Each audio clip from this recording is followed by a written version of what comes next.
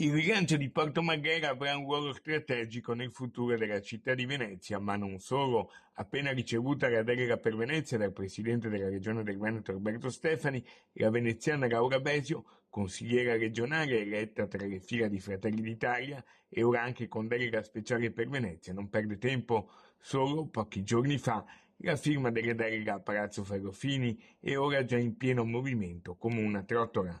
In questi primi giorni è stata già molto presente in città, presenziando a tantissimi eventi, dalla visita al presidente dell'autorità di sistema portuale del mare Adriatico settentrionale Matteo Gasparato, con i porti di Venezia e Chioggia, all'accoglienza della fiamma olimpica a Mestre Venezia. Da veneziana sento questa responsabilità in modo ancora più diretto, conosco le difficoltà di chi vive, di chi lavora, di chi alza la serranda ogni giorno, di chi investe, di chi chiede risposte concrete.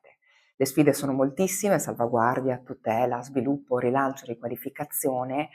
Lo spirito di servizio e il senso di responsabilità e anche l'amore per questa città sicuramente non mancheranno. La delega per Venezia è vista come un cambio di passo della regione nell'approccio alle tematiche veneziane. La nascita di una delega specifica per Venezia è un segnale politico importante. La regione del Veneto finalmente riconosce in modo esplicito l'eccezionalità della città e delle sfide che si trova ad affrontare ogni giorno. È un cambio di passo importante che va riconosciuto al presidente Alberto Stefani.